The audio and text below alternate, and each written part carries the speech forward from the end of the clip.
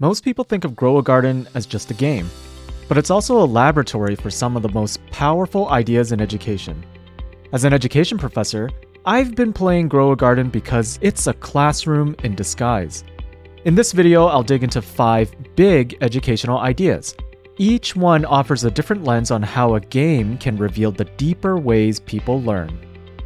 Is gaming just fun, or is it the foundation of learning? Educational theorists from Piaget to Vygotsky remind us that playing is not a distraction from learning, it is learning. In Grow a Garden, players experiment, they make mistakes, imagine possibilities. These are hallmarks of playful learning.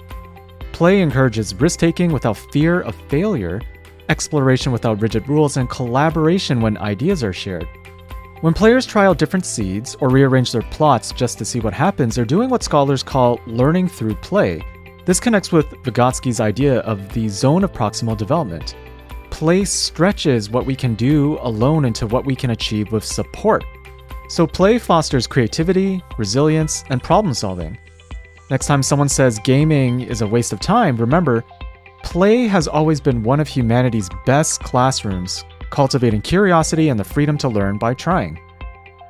Are we learning alone or learning from each other? Bandura's social learning theory says we learn by watching others, imitating their strategies and seeing the results. In Grow a Garden, players peek at what others are planting, notice what seeds thrive, and copy their choices. This isn't cheating, it's modeling.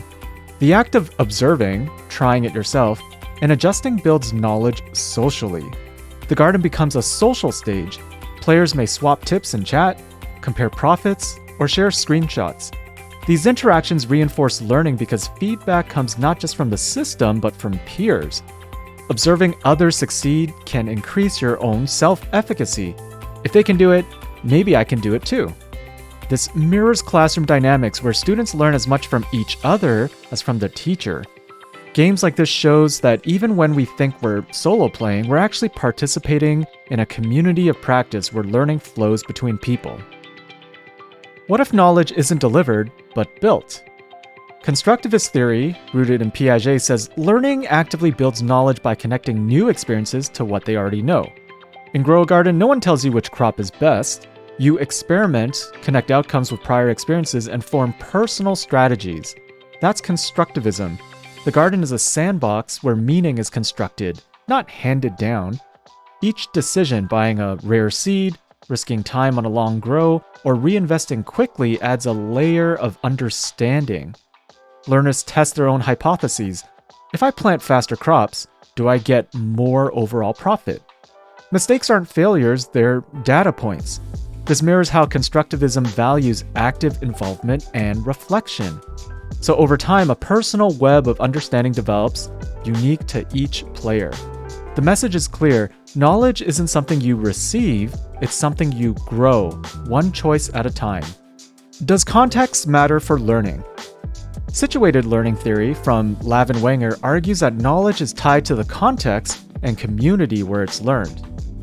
In this game, the context is a playful, low-stakes economy where decisions about seeds, timing, and profit make sense within that world. Players become part of a gardening community of practice where meaning and strategies emerge socially. Watching other players' choices, talking in chat, or comparing harvests will anchor knowledge to a shared setting. What's powerful here is that the same math concept, profit per minute, feels different inside a game economy than in a textbook problem. Context gives knowledge relevance, and as learners participate, they move from newcomers experimenting with cheap seeds to more experienced gardeners handling rare crops. The theory reminds us that all learning is embedded. What makes sense in the garden may look different in the classroom, but both are shaped by their communities of practice. What if games weren't just for learning skills, but also for questioning power and society? Critical pedagogy, inspired by Paulo Freire, challenges us to see education not only as the transfer of knowledge, but as a way of raising our consciousness and questioning structures of power. So at first glance, Grow a Garden looks like a lighthearted farming game. But even here, we can ask, what values does the game promote? Who has access to rare seeds? How does the economy reward certain players, but leaves others behind? These aren't just game mechanics, they mirror real-world issues of inequality, scarcity, and privilege. By encouraging learners to ask, why does this system work the way it does, we shift from passive acceptance to active critique. Elaborating further, players can reflect on how in-game purchases with Robux simulate consumer culture, or how leaderboards create hierarchies that mirror social status. This process is called problem-posing education. Students and teachers together investigate how systems shape our experiences. The goal isn't to ruin the fun, but to deepen it, to realize that even digital gardens carry hidden lessons about fairness, access, and justice. In this sense, playing Grow a Garden can spark conversations about economics, equity, and community, reminding us that learning should not only build skills, but also build awareness of the world we live in.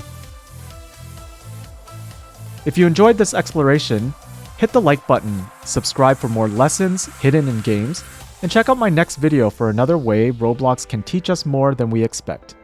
See you next time.